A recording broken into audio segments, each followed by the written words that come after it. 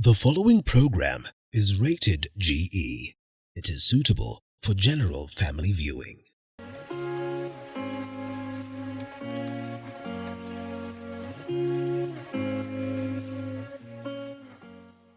Hello there and welcome to Beyond the Limit. I am Modoni Minor. Today's not as cozy as I'd expected, but on today's episode we're joined by Joshua, who is a sports officer in the Special Needs Olympics department here in the country, and he'll get to expound his journey with us on how he gets to juggle family and his occupation as well.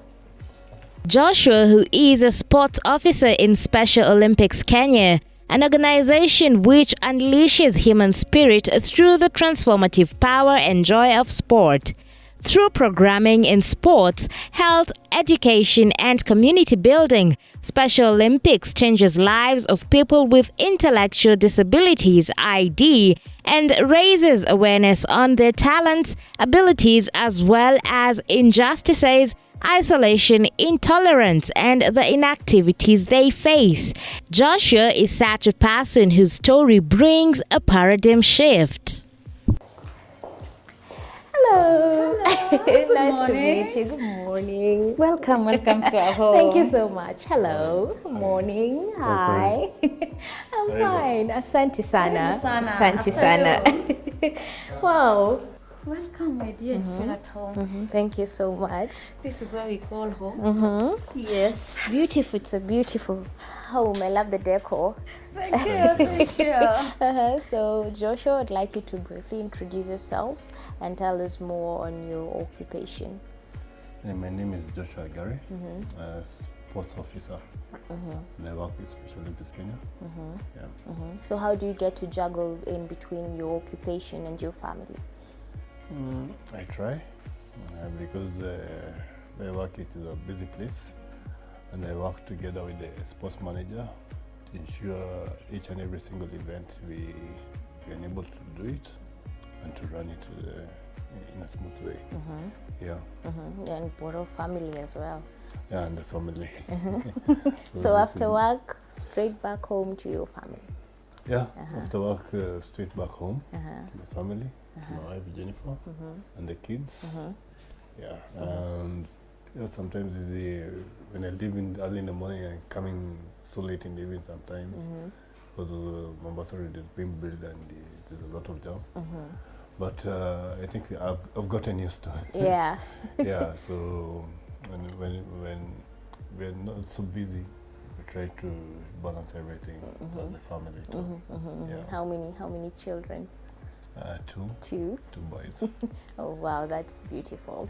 Yeah. So how did you guys get to meet? We met in the field, Nairobi University, Kenya Science, and gone for an event. And he was there. So for the first time, we just exchanged phones. Then from phones, we started talking. We started meeting. We started dating. Then we got married. For how long now? We've been married for 3 years. Yes. Oh, that is so beautiful.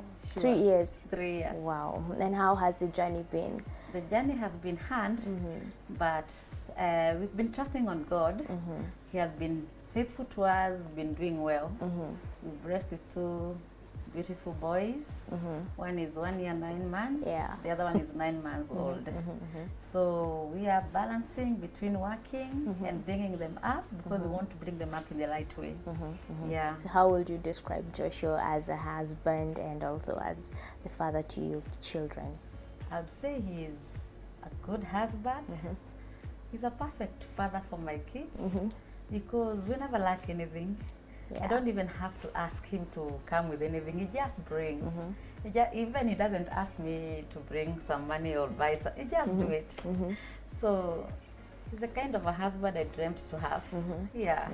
Joshua, ain't you smiling all through, you know? I'm listening to the comments. Oh, okay. So how would you describe, Jennifer? I think so far good. Yeah. Being together with Jennifer, it is not a smooth journey, but we always try to make sure everything is okay. Yeah, sometimes we scratch one another, but yeah, you have to stay together and to manage because of the kids. And, Yeah. I mean, just to assist one another. Yeah, because life is a journey. Yeah. All right. But when you're two together, things become easier. Yeah. As they say, two is better than one. True. All right. Thank you, Jennifer, for welcoming me to your humble home. It's really beautiful. So now we will be headed to Joshua's office so that we can get to see how he runs his daily activities at the office, and so that we can get to understand more of the working environment that he is in.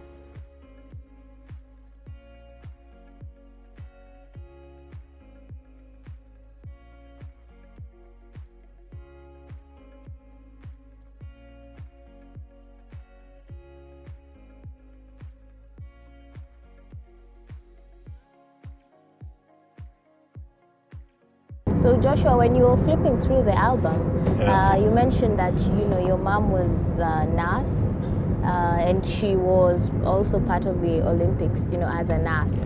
So how did that make you feel?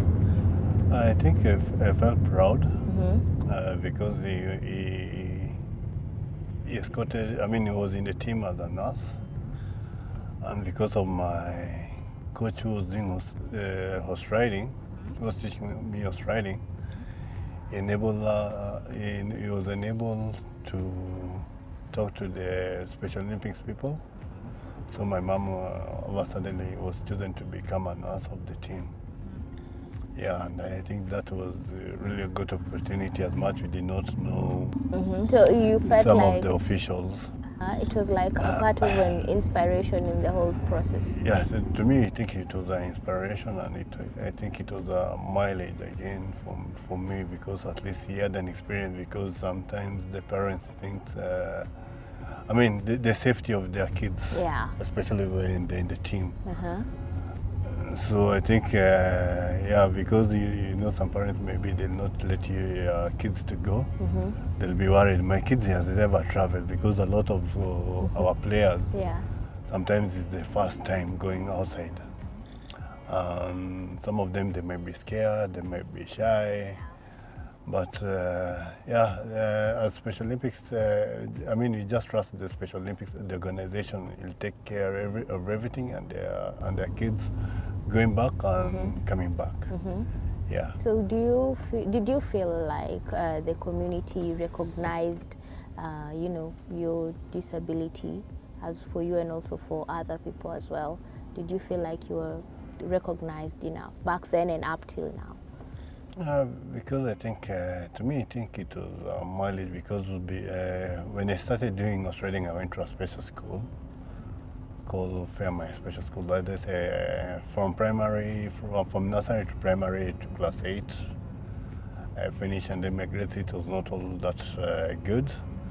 And I was asked if I can repeat. I said no, because maybe I thought maybe I'm not gonna get any good grades than what I've gotten. And then I did not manage to go to the secondary. But I went to a special school.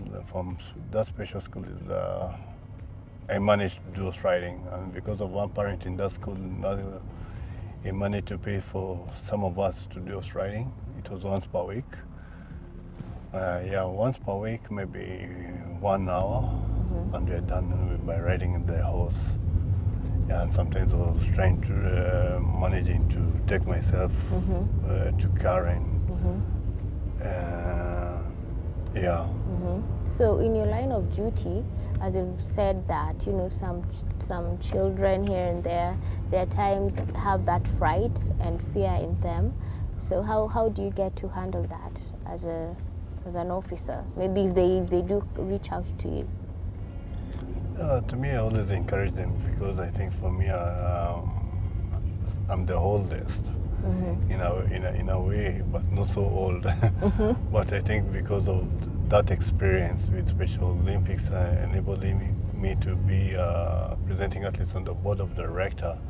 I'm the only voice in the board of director, presenting thousands of athletes in Kenya. Yeah, and then from there I became a global messenger, presenting the Special Olympics in Africa in several meetings. Yeah, I think that exposure really helped me, and I always encourage my athletes to, when you are disciplined and you listen what you are being told, you'll go far. Because to me, I did not take myself reaching where I am today. But because of Special Olympics, what I am today. Yeah. So as a global messenger, did you at some point feel like your voice wasn't heard and you had to maybe push for some amendments here and there? I think when it became now a global messenger, because there's a time I went to a conference in Panama in 2005. And I went alone from Kenya to South Africa, and then from South Africa to Panama. I think that was the mileage of me, because I was learning a lot and having that experience as a global messenger of Africa, because again, apart from just going as a Kenyan, I was presenting other athletes in Africa and in different forums as a global messenger. Yeah. Wow, that's amazing. So what would you like to tell, other people out there who have, a disability? What's your parting shot for them? I think to me, what I can say is just to encourage them. You might not know how to read so much well, but the little understanding which you can have by knowing this is a cup, this is a plate, this is the way I can go to take a shower, this is the way I can dress. Those are practical things. I think it is a mileage. Those kids, those people who have disability, maybe we are not good in books, but we can be good in life. And their parents, if they give them opportunity and exposure, even just to take a walk, maybe from the estates to town, at least they can they can know. They can be having that trust. My parents trust me. I can go to town, or maybe you want to show me, okay, this is town. So by knowing town, by that it is easy to even bring yourself to town. Yeah. But if they don't get such kind of exposure, they not learn.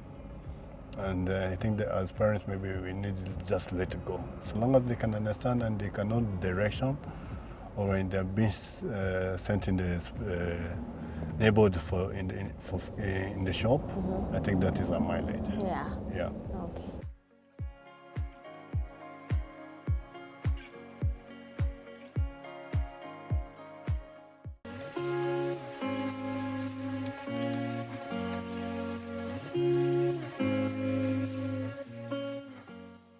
This is where we work. Wow. And everything in Special Olympics Kenya runs from this office. I love the setting. Thank you. So, Joshua, would you elaborate to me what goes on in this sector, in this department? This Special Olympics Kenya, everything is run from here, from sports, from different kind of projects, from young athletes. We train the coaches, the volunteers. Every single competition is from this office too. So this is the major Special Olympics in Kenya. So there's no other Special Olympics out of. Okay, so this is the HQ. Yeah, this is the headquarters of Special Olympics Kenya. As you get to roll them in to the program, what qualifications are expected of them?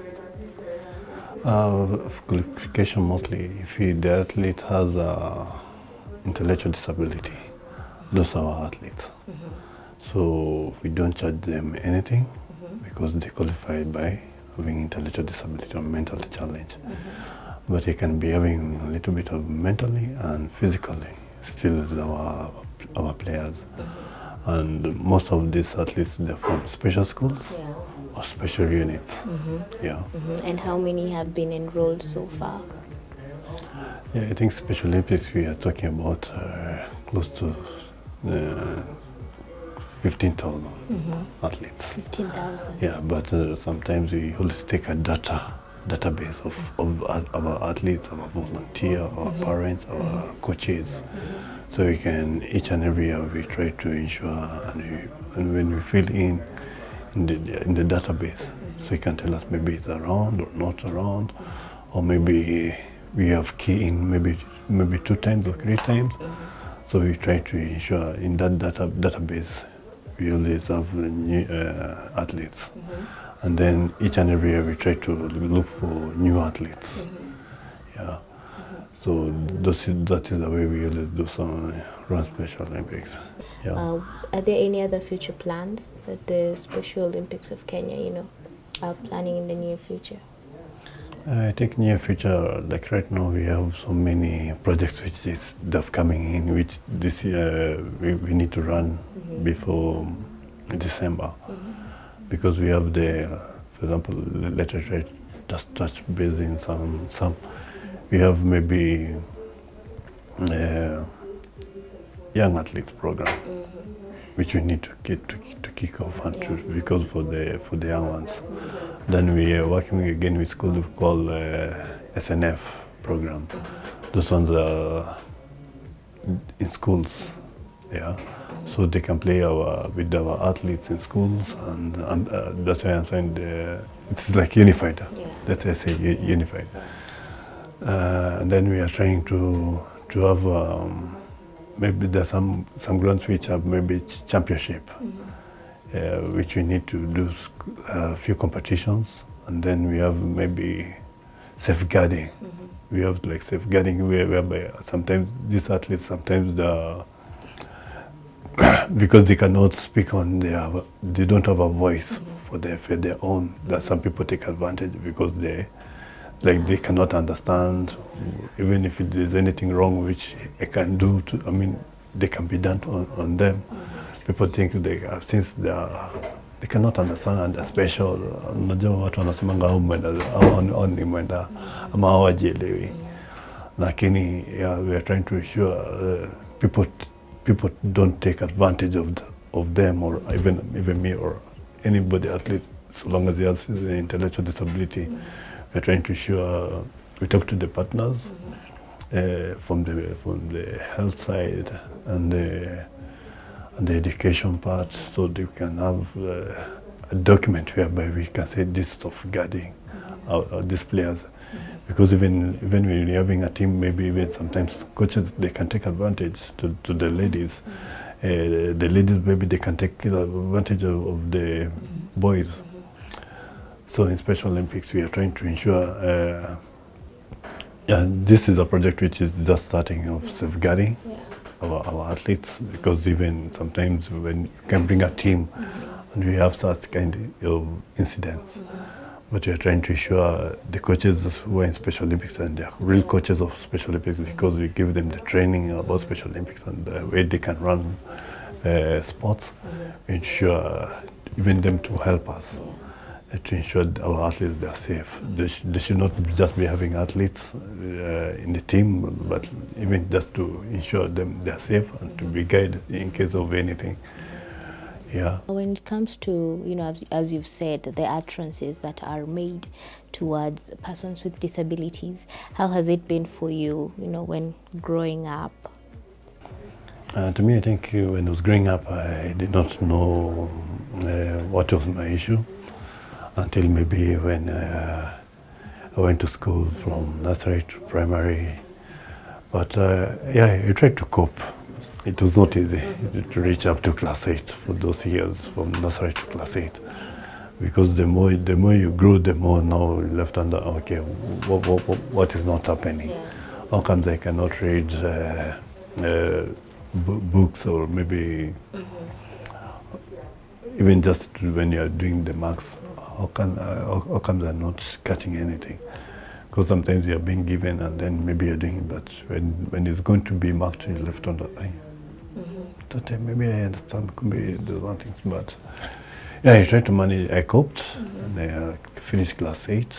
At least I had some few my friends in the same class. Maybe they supported me one or another, and I managed to leave class 8. I got the results, but I did not go to Form 4. But I'm grateful. I went to a special school because my mother's now tried to seek help. After So before your mom tried to seek help, how did the teachers take it? Because they also did not understand your condition. Yeah. So how was it really? And I think the teacher, because of the family, and I was maybe the last born, and maybe like all of us, we went to the same school. Yeah, from nursery to maybe up to class 8, because he's finishing at Agare primary school. So I think there are some teachers who knew. I mean, they talked with my parents and said, maybe, your boy needs help. But yeah, I continued, but sometimes even them, they started understanding me, because now they knew, okay, you cannot cope. Even when you are doing the classwork, you could not do in a hurry. Yeah, yeah. So the teachers understand me.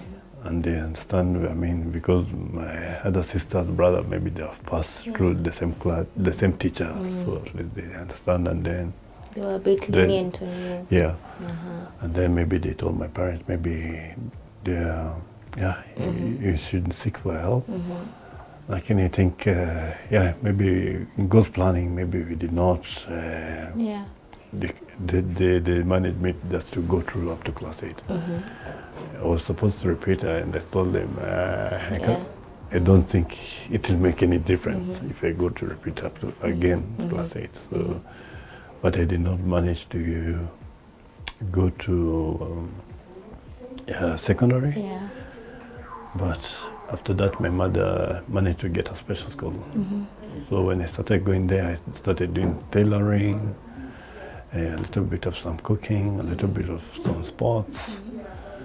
Yeah, and then obviously one parent started paying for because he was coming to that school. That school because he had a child who was intellectual disability.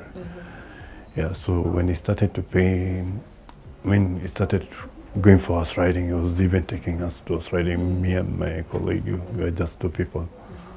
So from there, I could just continued, and then the more me was going to Karen, because it was in Karen. The more I was going to ride the horse, me I was just enjoying myself. The more I was riding the horse, me I was, I mean, I was enjoying myself as if like nothing before. This right. I've been that school. It was going even for swimming. I tried the swimming, but maybe the riding it was much better for me than water. Yeah, so to me, I was just enjoying myself until when maybe we had now the other team, whereby they said that the team is going outside in Connecticut in the US. And that's where your journey started. That's where my journey started. So how was it for you when you got to learn about your condition? For you and also for your mom and dad? I think they told him maybe I cannot cope in class. I'm very slow in catching up things. Sometimes I could be in class and maybe my head switch off. Like you're in class, but you're not seeing you're in class. It's like you're doing something else somewhere. Yeah, but at the sake of help, and that is where my journey started. Did you get to a point where you felt like you were a burden, like, okay, this was a bit too much for you and you just wanted to take a step back? Maybe it's not.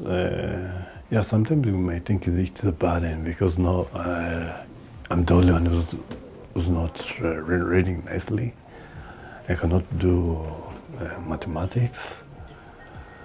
So by not doing such kind of things, maybe it was not really easy, because now I left and then what next? Because people, they'll say, this one is just silly or sick, or maybe educate yote. So such kind of things you might say, yeah, it can take you down because of that. Okay, now I'm the only one special. How comes? And my sisters, my brothers, they are good in class. Yeah, but through the support, I think is what I am today. And I think they understand my issues.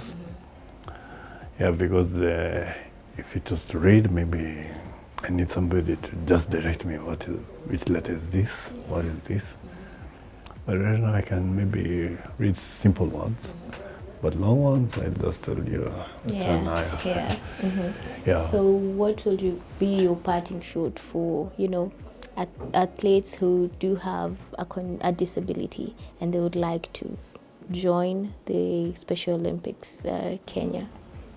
To me, I think I'm really welcoming them. Yeah, because it's the beginning of somewhere, and you can reach. Because so long as you can do the practical things, is much important than the reading part. So the basic things which you can learn in Special Olympics, even if it's to wash, to clean, to take a shower, and to come and to dress up, those you already achieve a lot. Yeah, because those small things which sometimes we don't see, it's important, but they're really important. Yeah, and so because having intellectual disability is just a condition. Because like me, I have dyslexia. I did not know. Yeah, but it's just a condition, and you cannot see it in my forehead. You cannot know until maybe you seek for help. And maybe through the doctors or maybe the people who have passed through the education to know, to see, you can look for somebody and say, hey, this one needs to be assessed. When you pass through that assessment, maybe you can know, okay, the way forward. But having special intellectual disability is not a bad thing, and it's not at the end of the road. We can still learn basic things and practical things which you can do. Yeah, yes. All right. Now that's all that we had for you here on Beyond the Limit. Indeed, it is not a dead end despite the condition that you have. My name is Mothoni Maina. Till next Saturday, see you soon.